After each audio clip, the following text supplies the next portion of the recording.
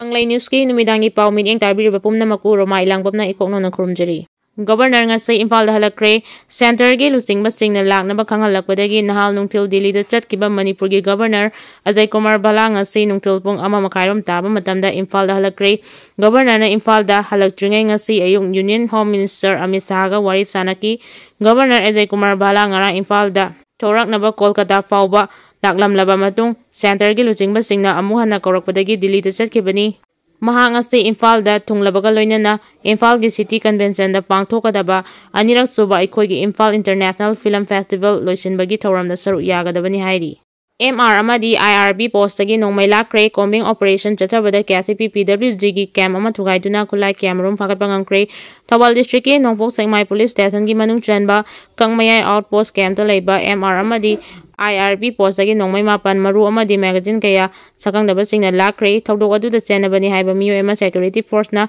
phagat ki bagal loinana mafam kaya da tiba humbagi thabak chatha ki bagal loinana khulai kaya su phagat kre hairi. Thodok asigi matangda pause asina phangba pau gi matung ina ngarang numidang pung 3:10 rom taba matamda amuba machugi Tata Safari Maruti Suzuki Eco Van amadi Mahindra Bolero da tongduna lakpa khulai paiba singna Kakmayai outpost camp ta changsilakibaga loinana post adu leiba personnel chingbu overpower tawraga SLR rifles charuk AK rifles ahu magazine tarani thoi ka payariba nomai maru chani humdra puduna chatkibani hairi. Thodok adu da charanaba thorakpaga loinana nongmai lakpa lakiba adugi maraktagi miyo ema security force singna phau ki hairi. Paraba miyo adugi maming Hijam Ningtam chahi 94 apokpa S Mani Komba kawi Moirang Purel mamang lekai dagini maha KCP oigani haibagi chingnaba lei hairi. Pau asina hai thodok adu thokibaga loinana mafam aduda leiriba security force ki kangbunasu nongmai round kya kapki khonjal manak nakpada leiba miyamna taba phangnakibaga loinana nongmai Leikhre haiba pau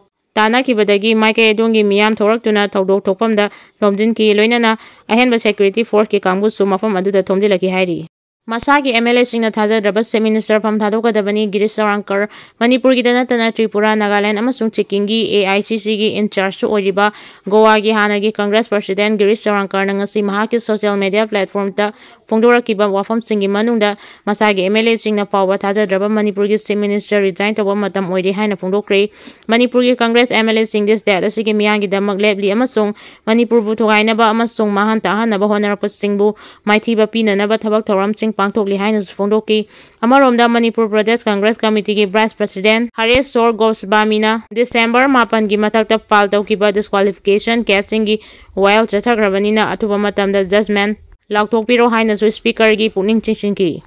Manipur News Update gi update khara lokachage Myanmar gi junta army na fide ku ki terrorist gi mathakda angakpa phangna 500 kg gi bomb fighter jet sirinaduna thadabada masing thiba ngamda kai fide chiri. Khumuza Malaikai da nongna sajilamba yumsing masakangdaba miyosingna mai thadoklamle Churchanpur district ki maitai lekai haina khangnaba mafam aduda leiramba mitai singku ki militant singna yum mai thaduna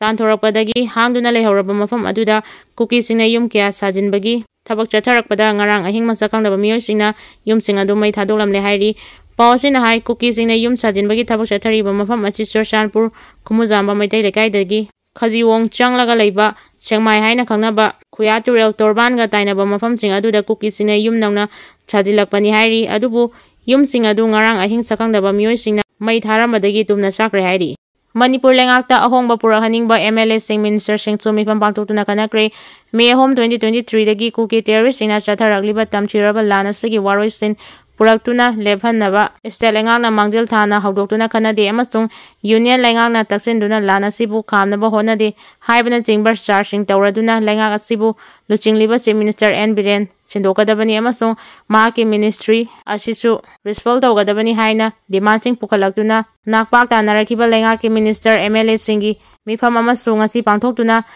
Ningthokaba numitagi Haugadoriba Assembly gi mifamda makoina logadaba thokdang sing matangda khanakre hairi. Adumoinaba mifam aduda MLA sing minister sing kayam yamna punkibage amasung kari karama wafam sing putoktuna khanarage warep laukibage haibagi matangdadi chapchaba pau phangba ngamdri.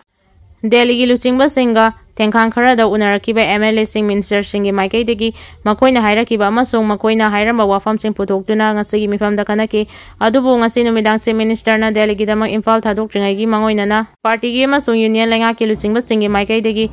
ꯀꯔꯤꯒꯨꯝꯕ ꯑꯍꯣꯡꯕ ꯋꯥꯐꯝ ꯑꯃꯠꯇ ꯐꯣꯡꯗꯣꯔꯛꯄ ꯂꯩꯈꯤꯗ꯭ꯔꯦ ꯍꯥꯏꯔꯤ꯫ ꯃꯔꯝꯁꯤꯡ ꯑꯁꯤꯅ ꯅꯥꯛꯄꯥꯛ ꯇꯥꯔꯤꯕ MLA-ꯁꯤꯡ ꯃꯤꯅꯤꯁꯇꯔꯁꯤꯡ group ꯑꯁꯤꯒꯤ ꯐꯤꯚꯝ ꯍꯣꯡꯗꯣꯛꯄꯒꯤ ꯃꯍꯨꯠꯇ ꯍꯦꯟꯅ ꯆꯦꯠꯁꯤꯟꯈ꯭ꯔꯦ ꯍꯥꯏꯔꯤ꯫ ꯅꯣ ꯀꯟꯐꯤꯗꯦꯟꯁ ꯃꯣꯁꯟꯗ ꯕꯤꯔꯦꯟꯒꯤ ꯂꯩꯉꯥꯛ ꯇꯨꯈꯤꯕ ꯇꯥꯔꯒꯗꯤ ꯇꯥꯡ 11ꯗ ꯑꯅꯧꯕ ꯆꯤꯐ ꯃꯤꯅꯤꯁꯇꯔ ꯑꯃ ꯋꯥꯁꯛ ꯂꯧꯔꯕ ꯌꯥꯏ꯫ ꯊꯥ ꯑꯁꯤꯒꯤ 10ꯗꯒꯤ ꯄꯥꯡꯊꯣꯛꯄ ꯍꯧꯒꯗꯧꯔꯤꯕ ꯃꯅꯤꯄꯨꯔ ꯑꯦꯁꯦꯝꯕ꯭ꯂꯤꯒꯤ ꯕꯖꯦꯠ ꯁꯦꯁꯟ ꯍꯧꯕ ꯅꯨꯃꯤꯠꯇ ꯒꯕꯔꯅꯔꯒꯤ ꯑꯦꯗ꯭ꯔꯦꯁ ꯄꯤꯔꯕ ꯃꯇꯨꯡ ꯑꯣꯕꯤꯖꯨꯔꯤ ꯔꯤꯐꯔꯦꯟꯁ ꯍꯦꯛ ꯂꯧꯕꯒ ꯑꯣꯄꯣꯖꯤꯁꯟ ꯀꯪꯒ꯭ꯔꯦꯁꯅ ꯊꯥꯒꯠꯂꯛꯄ ꯅꯣ ꯀꯟꯐꯤꯗꯦꯟꯁ ꯃꯣꯁꯟ ꯈꯟꯅꯔꯛꯄ ꯌꯥꯏ ꯍꯥꯏꯅ ꯄ꯭ꯔꯦꯁꯅ ꯐꯪꯕ ꯄꯥꯎꯒꯤ ꯁꯣꯔꯁ ꯑꯃꯅ ꯍꯥꯏꯔꯤ꯫ ꯁꯣꯔꯁ ꯑꯁꯤꯅ ꯃꯈꯥ ꯇꯥꯅ ꯍꯥꯏ ꯄꯥꯡꯊꯣꯛꯀꯗꯧꯔꯤꯕ ꯑꯦꯁꯦꯝꯕ꯭ꯂꯤꯒꯤ ꯕꯖꯦꯠ ꯁꯦꯁꯟ ꯑꯁꯤꯗ ꯀꯔꯤꯒꯨꯝꯕ ꯕꯤꯔꯦꯟꯅ ꯂꯨꯆꯤꯡꯕ ꯂꯩꯉꯥꯛ ꯑꯁꯤ ꯊꯥꯖꯗꯕꯒꯤ ꯃꯣꯁꯟꯗ ꯃꯥꯏ ꯄꯥꯛꯈꯤꯕ ꯇꯥꯔꯒꯗꯤ ꯃꯈꯥ ꯇꯥꯅ ꯂꯩꯉꯥꯛ ꯂꯩꯔꯔꯣꯏ꯫ ꯃꯔꯝ ꯑꯗꯨꯅ ꯆꯤꯐ ꯃꯤꯅꯤꯁꯇꯔ ꯕꯤꯔꯦꯟꯅ ꯏꯝꯐꯥꯜꯗ ꯍꯜꯂꯛꯄꯗ ꯌꯥꯎꯔꯛꯀꯗꯧꯔꯤꯕ BJP ꯅꯦꯁꯅꯦꯜꯒꯤ ꯑꯣꯕꯖꯥꯔꯚꯔ ꯑꯅꯤꯗꯨꯅ ꯄꯥꯔꯇꯤꯒꯤ MLA-ꯁꯤꯡ ꯑꯃꯗꯤ ꯄꯥꯔꯇꯤꯒꯤ ꯀꯃꯤꯔꯁꯁꯤꯡꯒ ꯄꯨꯟꯅ ꯇꯥꯟꯅꯔꯒ ꯀꯅꯥꯕꯨ BJPꯒꯤ ꯂꯦꯖꯤꯁꯂꯦꯆꯔ ꯋꯤꯡꯒꯤ ꯂꯤꯗꯔ ꯑꯣꯏꯒꯗꯒꯦ ꯍꯥꯏꯕꯗꯨ ꯈꯟꯅꯔꯕ ꯃꯇꯨꯡꯗ ꯃꯤꯑꯣꯏ ꯑꯗꯨꯕꯨ ꯁ꯭ꯇꯦꯠꯁꯤꯒꯤ ꯆꯤꯐ ꯃꯤꯅꯤꯁꯇꯔ ꯑꯣꯏꯅ ꯃꯊꯪ ꯅꯣꯡꯉꯥꯟꯕ ꯇꯥꯡ 11ꯗ ꯔꯥꯖ ꯚꯕꯟꯗ ꯋꯥꯁꯛ ꯂꯧꯕꯒꯤ ꯊꯧꯔꯝ ꯄꯥꯡꯊꯣꯛꯄ ꯌꯥꯏ ꯍꯥꯏꯔꯤ꯫